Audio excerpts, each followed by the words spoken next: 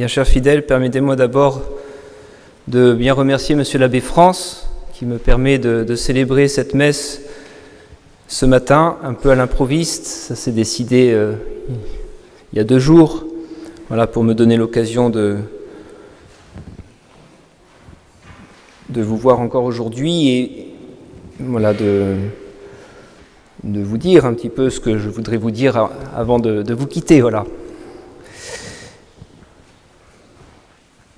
Voilà, ce dont j'ai besoin surtout, ce sont des prières.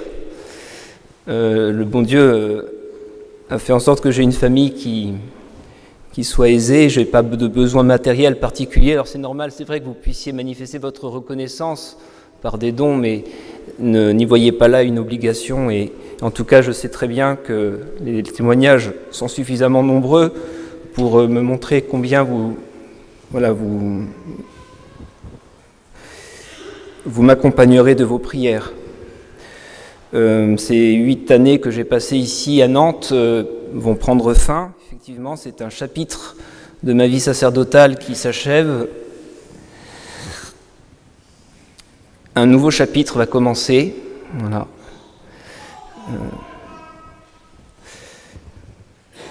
C'est le bon Dieu qui le veut comme ça. Et c'est en acceptant la volonté du bon Dieu qu'on est heureux et qu'on marche vers le ciel. Au nom du Père et du Fils et du Saint-Esprit, ainsi soit-il.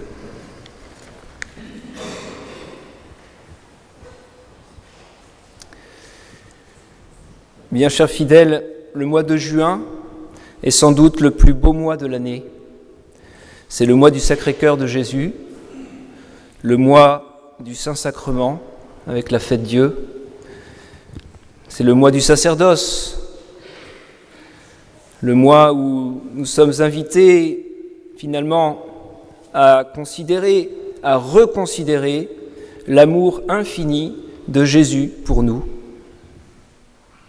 Car à travers le Sacré-Cœur, le sacerdoce, à travers le très saint sacrement, c'est bien cet amour infini de notre Seigneur qui nous est montré, qui nous est communiqué. Oh, comme il est important de se rappeler et de garder sous les yeux et de vénérer de toute notre âme ce que Jésus a fait pour nous. Sainte Thérèse de l'Enfant Jésus a cette petite parole magnifique qui définit ce qu'est l'amour. Aimer, dit Sainte Thérèse, c'est tout donner et se donner soi-même. Et en effet, par amour pour nous, par amour pour son Père, Jésus a tout donné. Il s'est livré lui-même. Que dis-je ? Il ne s'est pas seulement livré dans le passé, il se donne lui-même tout entier chaque jour, aujourd'hui encore, par le mystère du très saint sacrement de l'autel. Aimer, c'est tout donner et se donner soi-même. La Sainte Messe n'est rien d'autre que l'amour infini de Jésus. Jésus qui se donne aujourd'hui, qui se donne tout entier, en victime de propitiation pour nos péchés et en nourriture pour la vie éternelle. Ô heureuses les âmes qui se laissent toucher par un tel don, par un tel amour, et qui comprennent qu'il n'y a rien ici-bas de plus grand et de plus précieux que ce divin sacrifice chaque jour renouvelé. Le mois de juin est donc le mois du Sacré-Cœur, le mois du très saint sacrement, le mois du sacerdoce aussi, car Jésus, pour se donner tout entier, chaque jour et partout, a voulu se choisir des hommes qu'il va marquer pour toujours du caractère de son sacerdoce, pour accomplir en son nom, en sa personne, quotidiennement et partout, le renouvellement, la réactualisation de son sacrifice, afin que les âmes de bonne volonté, de tous les temps, de tous les lieux puissent venir s'y associer, s'y unir et s'y nourrir.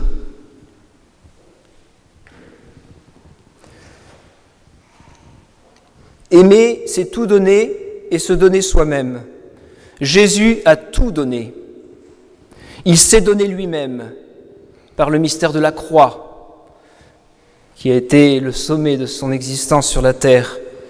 Son cœur même a été transpercé. Mais par la messe, par le très saint sacrement, par le sacerdoce des prêtres, Jésus se donne au-delà de la mort, au-delà de ses souffrances. Il se donne aujourd'hui, il se donne chaque jour. Voilà pourquoi on peut dire que la messe, c'est l'amour infini de Jésus. Heureuses les âmes qui savent reconnaître un tel don, qui savent l'estimer plus que tout, car il n'y a rien, effectivement, rien de plus estimable sur la terre. Le mois de juin est le mois du sacerdoce, en raison de la proximité la plus intime qui existe entre le prêtre et le mystère du Saint-Sacrement. Le prêtre est au plus près de la transubstantiation. Elle s'opère entre ses mains, par ses paroles. À ces mots, le bon Dieu descend. L'hostie n'est plus du tout du pain. C'est le corps de notre Seigneur qui s'offre à son Père, qui s'immole pour nous. C'est donc cette intimité qu'il y a entre le prêtre et le Saint-Sacrement. Mais c'est aussi à la fin de ce mois de juin qu'ordinairement ont lieu les cérémonies d'ordination, et c'est donc à la fin de ce mois que les prêtres célèbrent l'anniversaire de leur ordination. Souvenir précieux entre tous pour un prêtre, le jour où notre Seigneur l'a marqué pour toujours de son caractère sacerdotal. C'est aussi au mois de juin, ordinairement, que les prêtres, effectivement, peuvent être appelés par leurs supérieurs à changer d'affectation. Et c'est alors pour le prêtre un vrai virage, c'est vrai, un vrai changement, un déracinement, surtout lorsqu'on a pu exercer son ministère pendant si longtemps. C'est la fin d'un chapitre de notre existence.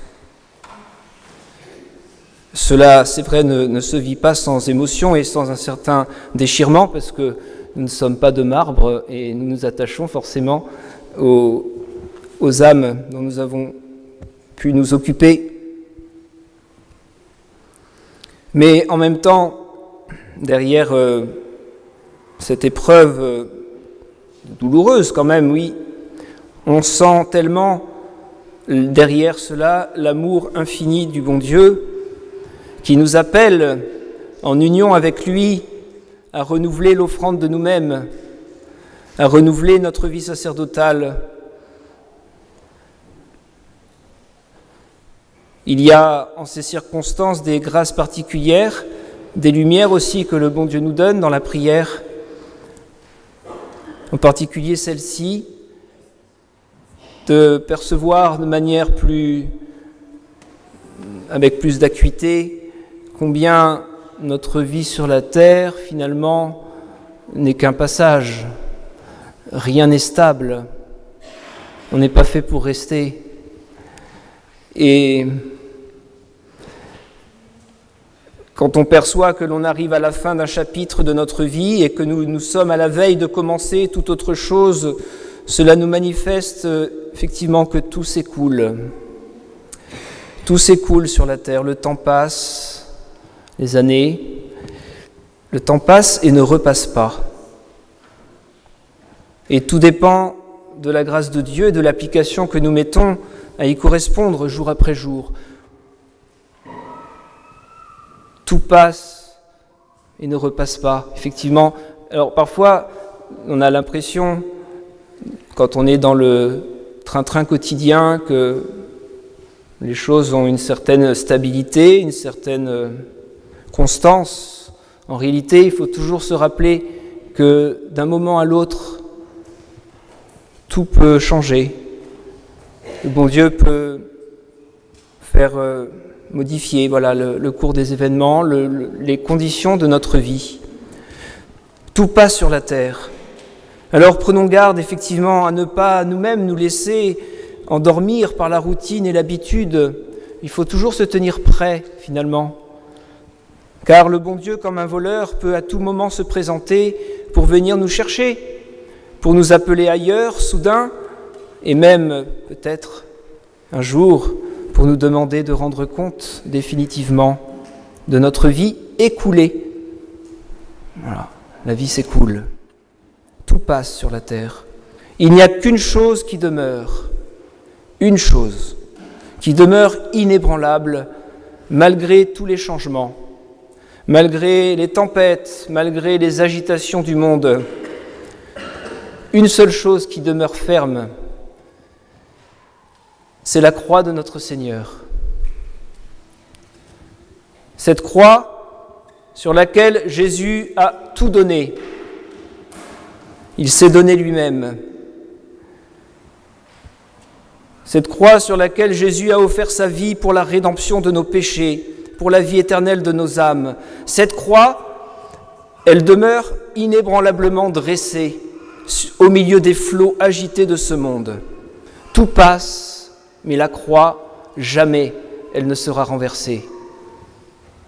Parce que Dieu l'a établie comme le Nouveau et Éternel Testament, la source intarissable de la rédemption. C'est donc là que nous devons nous accrocher, c'est vers la croix que nous devons nous tourner. Cette croix qui est l'arbre de vie, l'arbre de la vie éternelle, cette croix qui nous oriente vers le ciel, qui nous remet tout en ordre, qui nous délivre de nos péchés. C'est là que toutes les âmes qui le veulent bien viennent puiser chaque jour grâce et miséricorde. Alors cette croix de Jésus, on peut se tourner vers elle déjà par une simple pensée. Le bon Dieu qui connaît tout, même nos pensées les plus secrètes, voit bien quand on se tourne vers lui par la pensée, on se souvient de son sacrifice, on se souvient de ses souffrances qu'il a endurées avec tant d'amour pour délivrer nos âmes du péché. Et alors, même si nous savons que nous sommes tombés, nous pensons à notre Seigneur, à ses souffrances, et cela déjà nous obtient le pardon. Il faut bien se rappeler ça toujours. Parfois, on voit des âmes qui sont découragées parce qu'elles tombent souvent et elles ont l'impression, et à juste titre, qu'elles sont loin du bon Dieu. Sachez que dès qu'on a une pensée, notre pensée se tourne vers la croix et formule un acte de foi, de contrition, un acte de reconnaissance pour ce que Jésus a fait pour nous. Immédiatement, de cette croix rédemptrice, un rayon de grâce transperce notre âme et la renouvelle déjà, même avant d'avoir pu se confesser. Cette croix de Jésus, on peut se tourner vers elle donc par la pensée à tout moment et partout. Mais elle nous est rendue présente et accessible de manière incomparable et quotidiennement par la Sainte Messe, qui contient comme un écrin cette petite boîte insignifiante extérieurement, mais dans laquelle on a pu mettre un bijou inestimable. La messe, c'est comme cet écrin, vous voyez, on a l'impression extérieurement que c'est quelque chose d'ordinaire, de commun. Sous humble dehors, le bon Dieu a voulu mettre dans la Sainte Messe tout son amour infini pour nous. Tout ce qu'il a fait pour nous, tout son amour qui est là, prêt à se répandre si nous venons justement y puiser. C'est là que se répandent toutes les grâces. La croix, la messe, c'est Jésus qui se donne tout entier. La croix, la messe, c'est l'amour infini de Jésus, et cet amour nous accompagne. Il se tient tout disponible, prêt à se déverser en nous, à tout moment, en toutes circonstances, quelles que soient les agitations du monde, au-delà des distances, au-delà des temps et des lieux. Cette croix est inébranlable, et c'est par là que nous serons sauvés.